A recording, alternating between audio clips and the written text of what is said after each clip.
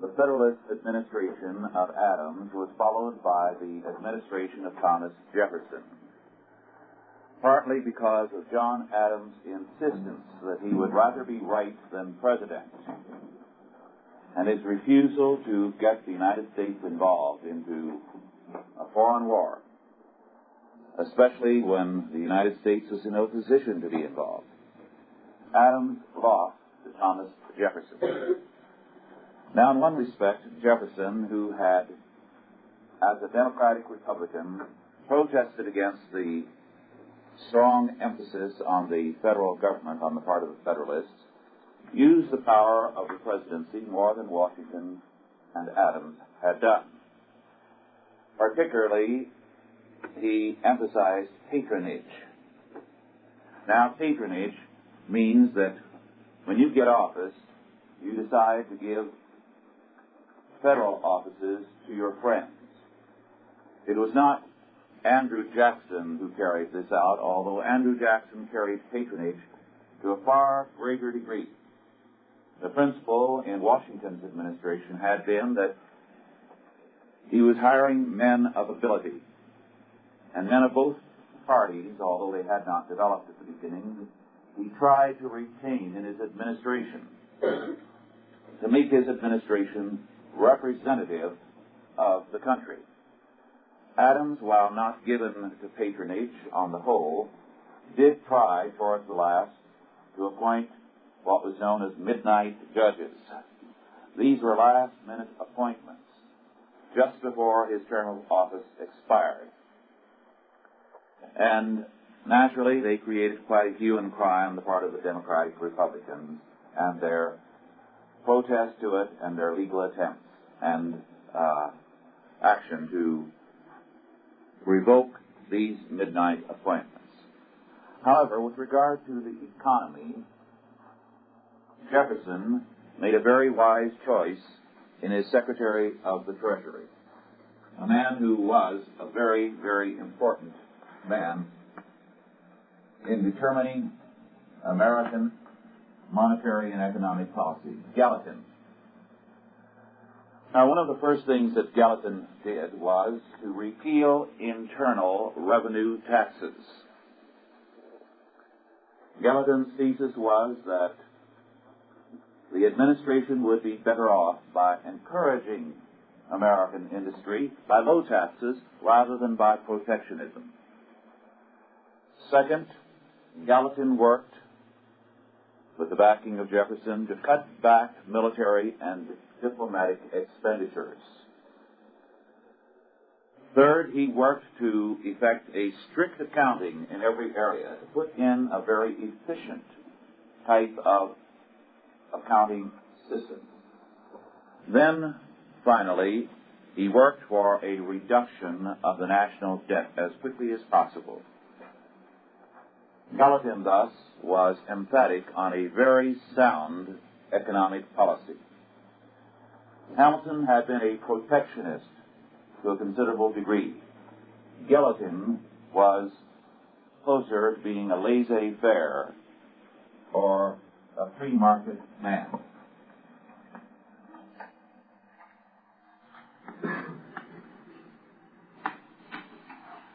However, one thing interfered with the administration's and Gallatin's plan for a cutback in military spending, and this was the Tripolitan War of 1802 through 1805. We rarely ever hear about this war today. Does anyone know whom we fought?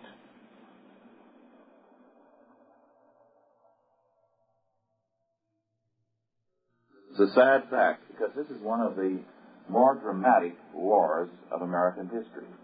It was fought entirely by the Navy, by volunteer seamen, and it was fought against the Barbary pirates. Now, Tripoli, a portion of North Africa, was at that time ruled by a Muslim power that regarded it as fair game to trade, to attack the ships of any country if that country were not strong enough to defend itself, or if that country refused to pay tribute. The United States refused to pay tribute. There were attempts, and there was a little bit in that direction of sentiment that it was better to pay tribute. But by and large, American ships that were trading in the Mediterranean were regularly seized, and the seamen were either put into prison or made into slaves in North Africa, slaves of the Muslims. And the punishment, the torture, the abuse to which American seamen were regularly subjected was a fearful one, really unprintable. Now, there was a great deal of indignation on the part of some Americans, but unfortunately, even then, too great an indifference to what was happening. The attitude of too many people was that, well, those ships are going into the Mediterranean and it's their own fault. If they're going to take a risk by going in there, whatever happens to them is their own business. They're private merchantmen. It's a business deal. They're going in there to do business. So that's their trouble. That's their problem. There was no feeling that any flag, any ship flying the American flag deserved the protection of the United States. However, little by little, sentiment turned to the favor of military action. And particularly under the leadership of one naval commander who, through a number of outstanding naval actions,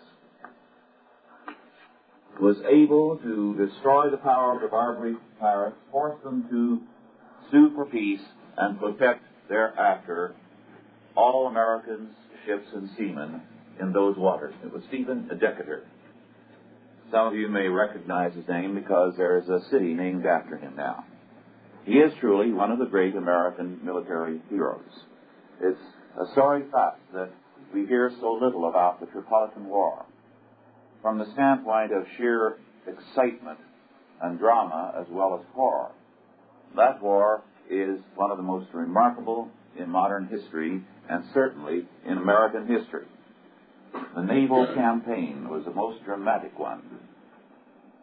Someone ought to do a book on the Tripolitan War for the general reader. It would be a most exciting story.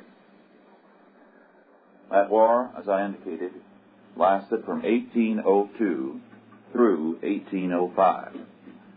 At the same time, because of the Napoleonic War, as I indicated last week, Napoleon realized that he would lose the Louisiana Territory. Now, the Louisiana Territory, which France had, extended from New Orleans upward to the Canadian border and west to the Rockies, so that it covered a vast amount of territory, which today is known as the Middle West. Once you get beyond the Indiana-Illinois territory, everything beyond that, the Rockies, is a part of the Louisiana Purchase territory. Napoleon, rather than lose this to Britain, which would have then had as part of its Canadian possessions all of what is today Canada, right down to the Gulf of Mexico, made, as Napoleon said, a great empire out of the United States by selling the Louisiana Territory to them for a nominal price. It was one of the great bargains that we have had in our American history, like the purchase of Alaska. And the irony of it is, in both cases, there was a great deal of criticism of the administrations for the purchase of so much land. The only area in what is that great area between Canada and the Gulf that was not a part of the purchase was Texas, which belonged to Spain. During the administration of Jefferson, there was a consistent problem not only with the Barbary pirates, but also with Britain. Britain was in a long war against Napoleon. And therefore, the British ships were refusing to allow American ships to go to Europe to trade with anyone, particularly in France, but anyone from whose ports the goods could flow to France. As a result, Jefferson called for an economic boycott of England and France. Now, it didn't hurt France in that we were not being successful in getting goods to France. So that, in a sense, while it was a boycott of both countries, it was primarily anti-British. Unfortunately, like most boycotts, it hurt the United States more than it hurt Britain. It did not help England. It did not help France. As a result, finally, it was repealed because of its disastrous effect on the American economy. Jefferson, in his first inaugural address, set the temper, too, of a political philosophy in which he set forth a creed that the president must be president for all Americans. This, in a sense, was echoing what Washington had felt. But now this idea was being parroted with less sincerity, to a degree, that it became now a part of the American creed, as it were, that the president, even though he is the head of a party, is also the representative of all the people. In a sense, this has become so accepted today that it gives the incumbent a tremendous edge, in that today, for example, the president can speak as Nixon does, as Johnson did, and every other president, over television and the radio, without it being a political address, ostensibly. He does it. He doesn't have to pay for time, because he supposedly represents not only a party, but all the nation. And yet at the same time, from Jefferson on, although there were elements of this in Adams, but primarily from Jefferson on, and with Jackson especially, this was increased, and with Franklin Delano Roosevelt especially, it was intensified. The president becoming more and more the head of his party, but at the same time emphasizing all the more he is the president of all the Americans, so that there has been a tremendous power to the party in power, particularly as the modes of communication have increased. Because this pose, I am everyone's president, rather than the head of my party, and as president, representative of one segment of America, is today an instrument of tremendous power. It was during the administration of Jefferson that a relative of his with whom he did not at all get along, John Marshall, as Chief Justice of the United States, rendered a series of decisions which did a great deal to establish the power of the Supreme Court and the doctrine of judicial review. We shall return to Marshall a little later this week to deal with some aspects of his decisions. Now, let us turn to another subject, the War of 1812. The War of 1812. Now, actually, the War of 1812 lasted longer than 1812. It began in 1812. It lasted through 1814 to January of 1815.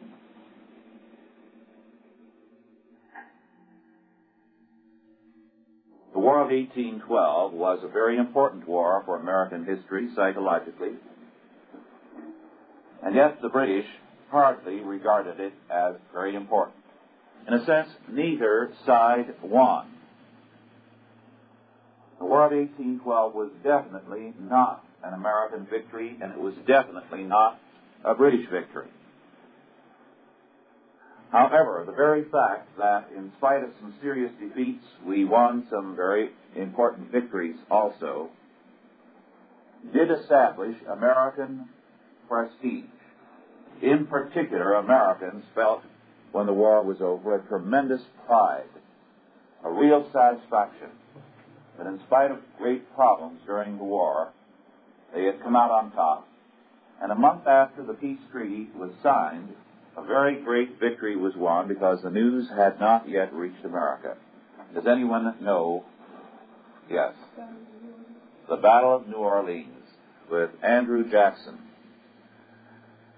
That, of course, was a tremendous psychological boon to Americans because they so thoroughly defeated the British. The British, during the entire War of 1812, were involved in war against Napoleon. As a result, in Britain today, if you were to ask anyone about the War of 1812, there would be a puzzled look on their face. They would hardly know what you were talking about. In fact, to them at that time, they were in a long war of about 22 years, except for 1 year of peace in between with Napoleon. So most of them are barely aware of this. In fact, some of them, including historians, are appallingly ignorant of the War of 1812. What was one of the events of the War of 1812, very dramatic, that happened in this area? Does anyone know? Yes. Yes, good for you. Now, what besides the invasion of Washington, D.C.? They burned it. Now, here's an interesting little story that I'm going to read to you from the account of an historian. At an English banquet of scholars where the Napoleonic Wars were being discussed, an American colleague, a historian, who happened to be present, referred to the Anglo-American War of 1812, an internal phase of the so-called World War of the Fourth Coalition, 1812 to 1814. "Oh, were you in that one too?" one of his hosts inquired, an English historian. And the answer, "Yes, that was the war in which you burned Washington." "Great heavens!" exclaimed the astonished host. "I knew we had burned Joan of Arc, but I did not realize we had burned George Washington." Now, that's how ignorant they are of the events of that war. But the sad fact is that in the United States, the ignorance of the War of 1812 is very great. Now, the balance of power is important to understand modern European history. It also finally involves the United States. And we're going to come to its involvement of the United States and the attitude of the United States to it later on this week. The balance of power was a theory developed by Britain, and it has been a consistent disturber of the peace. It has been the occasion of more wars than perhaps any other single factor in European history. Now, what is the balance of power thesis? According to the balance of power theory, and one nation after another has played this game against the other, Britain has been the most successful. According to the balance of power theory, your nation must be the strongest, and it cannot allow any other nation to reach a power of relative equality. If it begins to get stronger, what you do is immediately to help a third power gain strength and egg them into war against that second power, so that you try to nullify them. And if need be, you go into the war on whichever side is necessary to nullify that power. So that when a nation works a balance of power theory, whether it is, say, Louis XIV of France, or whether it is Britain, or whether it is Spain, or whatever power has ever developed it, they become a perpetual disturber of the peace. The minute a country becomes strong enough, you create another power in order to undercut it. Thus, to give you a modern example, after World War I, in which Britain successfully undercut Kaiser Wilhelm and Germany, and broke the power of Germany, its great rival. Germany was stripped of its African colonies and other colonies. and reduced to a greatly lesser power. However, on the continent of Europe, the country that came out quite strongly was France. France made a succession of treaties with Central European powers, newly created powers, with Czechoslovakia, even with the Soviet Union, so that now France was the continental power. As the position of France throughout the 30s, the 20s, and the early 30s became strong, what Britain then did was to turn around and help Germany in order to set up again a balance on the continent, so that there would be a countervailing force as against the strength and power of France. As a result, if you go back and look at the history of the early 30s, you find the various English leaders, whether it was Churchill or Chamberlain or Baldwin, all taking a very favorable attitude towards Hitler and the Nazis. Why? Because they were determined to see something good in Germany in order to build up Germany as a counterforce to French power. As a result, at one point after another, they helped Germany. At Munich, for example, they broke France. Why? Because France had declared it would defend, by alliance, Czechoslovakia. And they compelled France at the Munich meeting, the conference, to abandon Czechoslovakia. And then Hitler took a part of Czechoslovakia without firing a gun.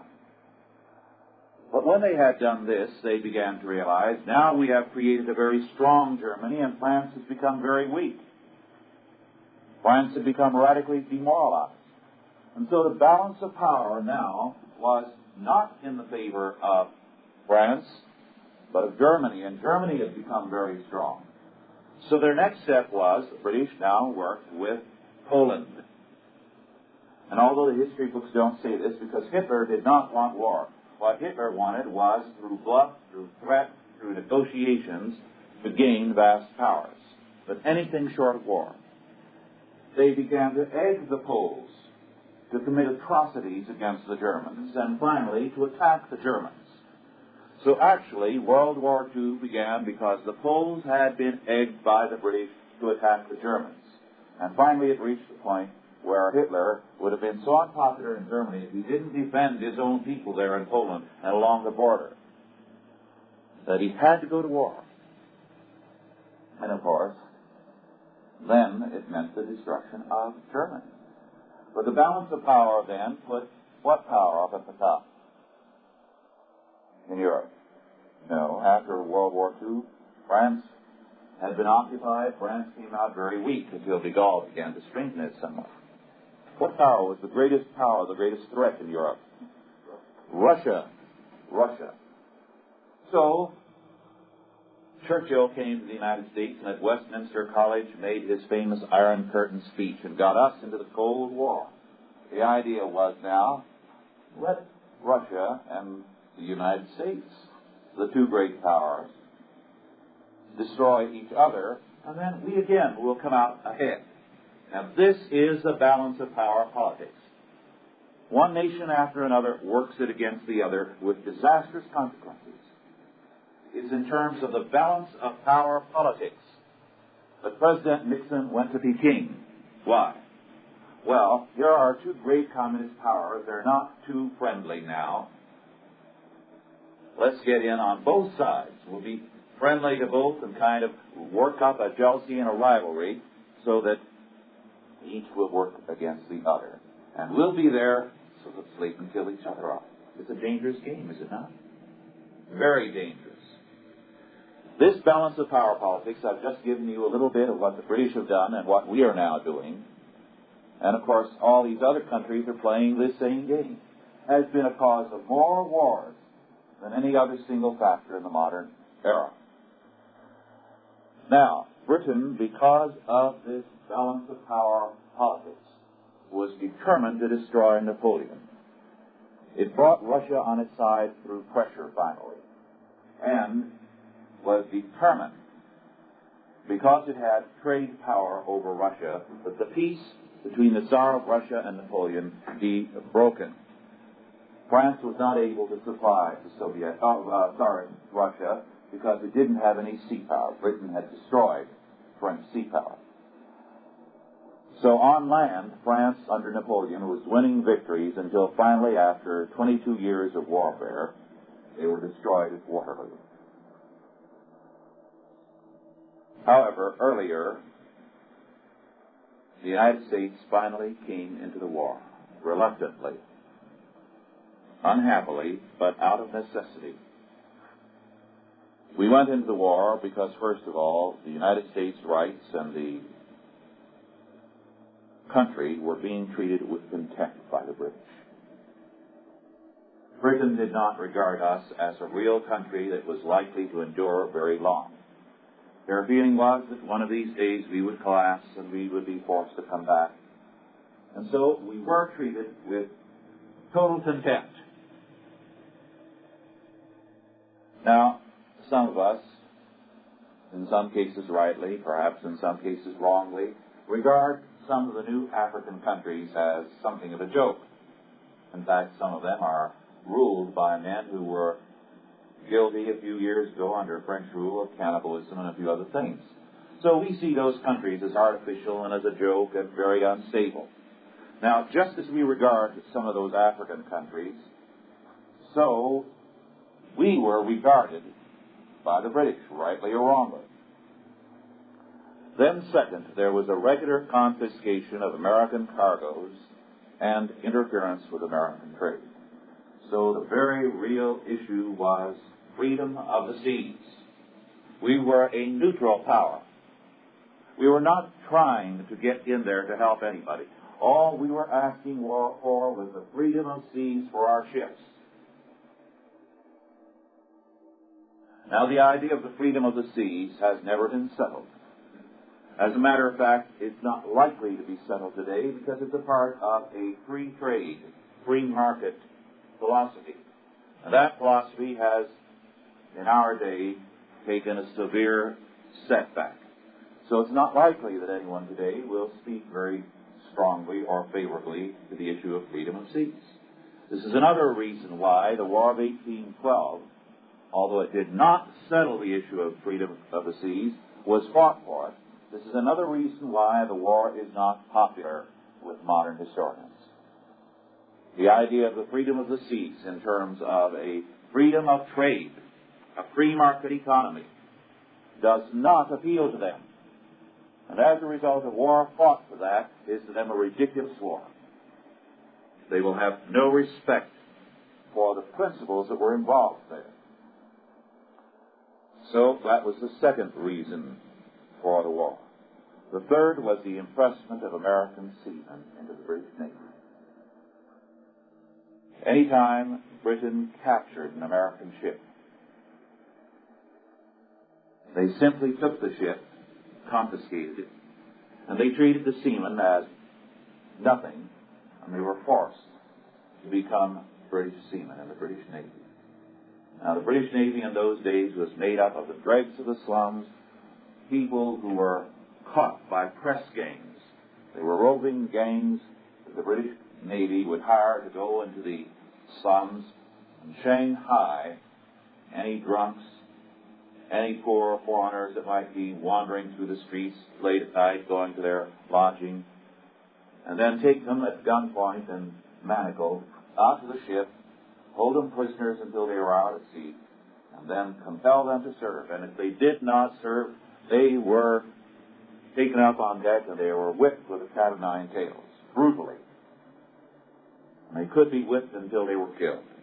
As a result, this impressment of American seamen into the British Navy was a very brutal aspect of the British campaign and contempt for America. And so, out of protest, finally, this too was a factor in the war. After all, if your husband or your brother or your father had been impressed in the British Navy, you certainly would resent it. Then fourth, and finally, one of the reasons for the war from the American point of view was that Britain was readying the Indians all along the frontier to turn them loose. And they knew that one of these days, when it suited the British, they would turn loose those Indians on American settlers. The War of 1812 was, in some respects, a very disastrous war for America. Some of the highlights of the war: first of all, America thought an offensive against Canada would be very important, both to undercut a source of raw material for Britain and also to capture Canada and make it a part of the United States. This offensive was a failure. It was a long-time dream of America in the War of Independence and through the War of 1812, somehow to make Canada a part of the United States. And so it was that one of their first attempts in the war was to bring Canada into this country by force. It failed. Second, there was, however, a very important victory on Lake Erie by Commodore Perry, which gave the United States very clearly this area which they should have had in the War of Independence, an area where its rights were not respected by the British. Then second, under Harrison, the Northwest was recovered for the United States. Fourth, very early in the war, the American Navy, a very small Navy, had some important victories against the British. 5 naval ships were captured and 300 British merchant ships. However, the small American Navy was not able to cope with a tremendous British fleet. And so it was overwhelmed by a blockade, and America was subjected, like France, to a very severe blockade. And this caused a great deal of hardship. On top of that, Washington, D.C. was taken and burned by Ross. The great victory which so encouraged Americans after the disaster in Washington, D.C., happened after the peace treaty was signed. In the Battle of New Orleans, Andrew Jackson defeated Pakenham. In some respects, the battle was a peculiar one. Scholars have pointed out that Pakenham was stupid in some of the things he did. He did everything wrong. On the other hand, Jackson was a remarkable general with a tremendous ability at commanding troops. And sometimes an outstanding commander can throw the enemy off balance and make him do stupid things, almost draw them as a magnet with a feeling, I've got to defeat that man. And so we cannot detract from the very remarkable victory that was won by Jackson. The Peace of Ghent was signed, however, prior to the Battle of New Orleans. So the Battle of New Orleans had no effect. One reason why the Peace of Ghent was as favorable to the United States as it was, when actually at that point, without the Battle of New Orleans, we could have come out a little bit the loser, was because the British were anxious for peace in order to turn and deal with France. As a result, both sides were anxious for peace, anxious to get the war over. As a result, no mention was made of some of the important issues of the war. No mention of neutral rights. No mention in the peace treaty of freedom of the seas. No mention in the peace treaty of the evil of impressment or of the search and seizure of American ships. So in a sense, on some of the key issues in which we lost, the peace treaty made no mention. On the other hand, it was not a loss, and that the British did not try this after that. We had demonstrated that we were ready to go to war over these things. So while Britain did not technically surrender its claim that it had the right to do these things, it didn't try them. So that in itself was a plus. So while some scholars are very contemptuous of the results of the war, they emphasize the fact that America didn't win on these things that it was supposedly going to fight for: freedom of the seas, right of neutral ships, freedom from impressment, freedom from search and seizure. The fact remains that although Britain never conceded one of those rights, it did not then exercise them against us. Now that was a plus. The United States, in other words, this was the first real gain, was never again treated with contempt by Britain.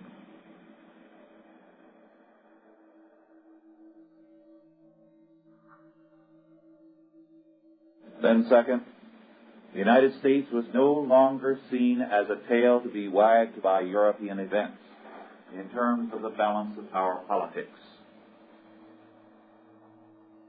We were now a force to be reckoned with.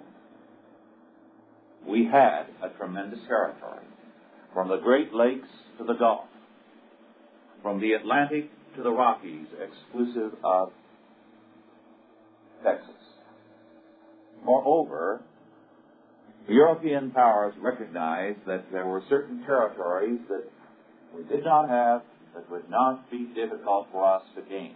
We'll come to the significance of this later. But for the moment, what were these territories? I mentioned Texas. What? Florida. Florida was under Spanish rule. The Spanish Empire was now very, very weak. It was only a question of time before anyone who chose to seize that area could seize it. And what happened to the Spanish Empire to the west a little later? California, Texas, and so on. What happened? Yes, they became independent. Mexico declared its independence and controlled that area. But Mexico itself, as you know, had an unstable government. So California, for example, for a while was up for grabs, and it was under a number of flags. Just out of curiosity, let's see how many of the flags you can.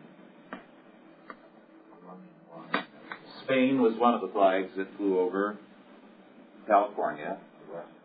The Russian flag, good for you. No, not the English. The Russian. Where did the Russians have possession of California? How far down did they count? Fort Ross. Fort Ross, north of San Francisco. They actually, different times, were all the way down to Monterey with their fishing trips and small settlements. But they actually had a fort at Fort Ross and held that territory.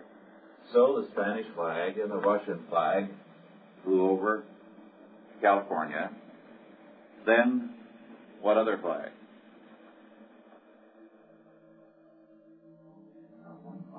Yes, the California flag, the Bear Flag Republic, because California, like Texas, was an independent country, although very briefly.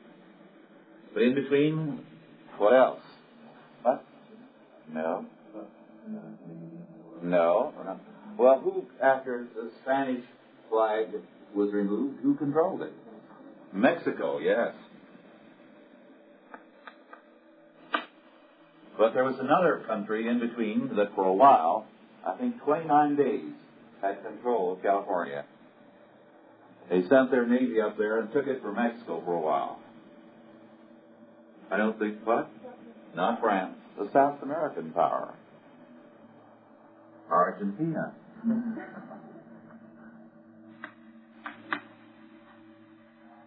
And then the U.S. Quite remarkable, isn't it?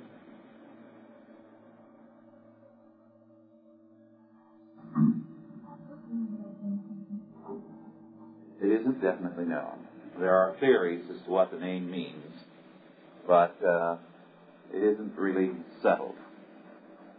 One of the peculiar things is we could have also had Baja California, Lower California, and we didn't bother to take it. It's a very valuable territory. Yes. So, the balance of power politics, you see, recognize that now we have the power to go westward and southward into Florida almost any time. And so the balance of power politics was very intensely concerned about this threat, because they recognized that the United States now could be a tremendous empire. So we're going to deal with this on a later occasion. But the Monroe Doctrine and the Polk Doctrine, which is virtually dropped out of textbooks. You never hear about the Polk Doctrine anymore. And in a few years, you're not going to hear much about the Monroe Doctrine, because we've really abandoned it in the past decade.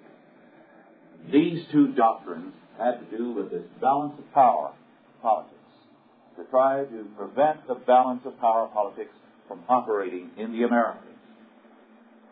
Now, as I say, we will return to that at a later date. But with the victory in the War of 1812, limited as though it was, in a sense really a draw as far as the peace treaty was concerned, nonetheless, the United States had, to a great extent, set back British feelings about the United States, made it clear we were a country that was here to stay. So, the third consequence of the War of 1812. First, we were never again treated with contempt by Great Britain, because while we did not gain the things we fought for in the peace treaty, to all practical intent, Britain left us alone on them. Second, the United States was no longer seen as a tail to be wagged in the balance of power politics of Europe. Third, all of this meant a tremendous national pride. Americans began to feel very proud of their country. It helped bring North and South together. It meant also what was known as the era of good feeling under President Monroe, an 8-year period when the whole country was quite closely united, North and South, very proud. We are Americans. We can lift the world. That was the attitude. A very great self-confidence in their accomplishments. As a result, the War of 1812 was very important in American history, as was the Tripolitan War, the war against the Barbary pirates. Because in both these campaigns, the United States had stood its ground. It had defended the rights of Americans from being treated as nothing but slaves. In the first case, to be actually turned into slaves by the Barbary pirates, and then in the second case, to be turned into slaves of the British Navy. This culminated in a very great protection of the right of the American abroad, so that by the end of the century, the feeling of the American government was that anybody abroad who laid a hand on an American had to pay for it. What was the most famous incident in that regard about the end of the century, the beginning of this? Does anyone know? Under what president and what the incident was?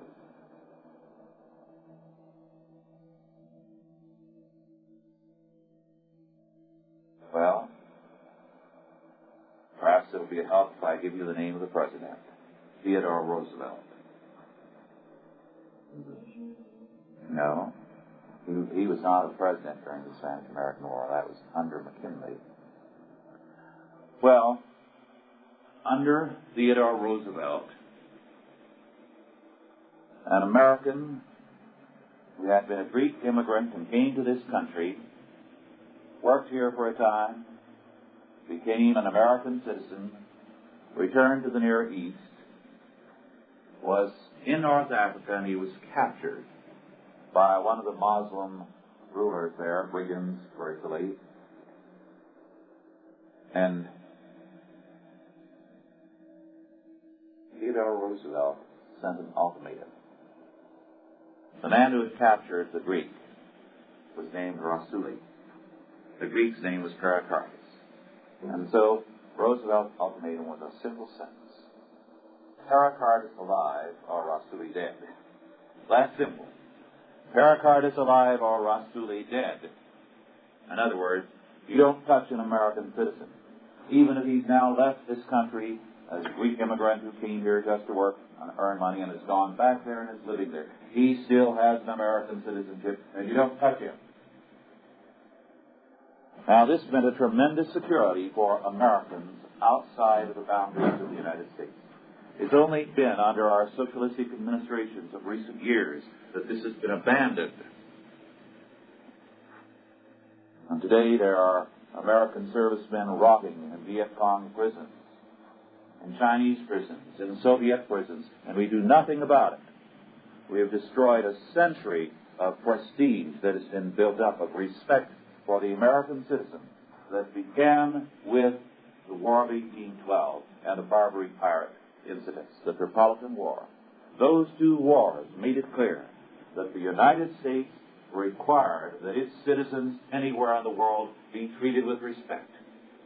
We have surrendered that. So a United States citizen is not safe when he goes abroad. And some of the things that happen to American citizens are disastrous, tragic. This is why I feel it's foolish for an American citizen to go abroad to some countries where he is likely to be treated with disrespect. For example, not too far away in Jamaica, American citizens are murdered,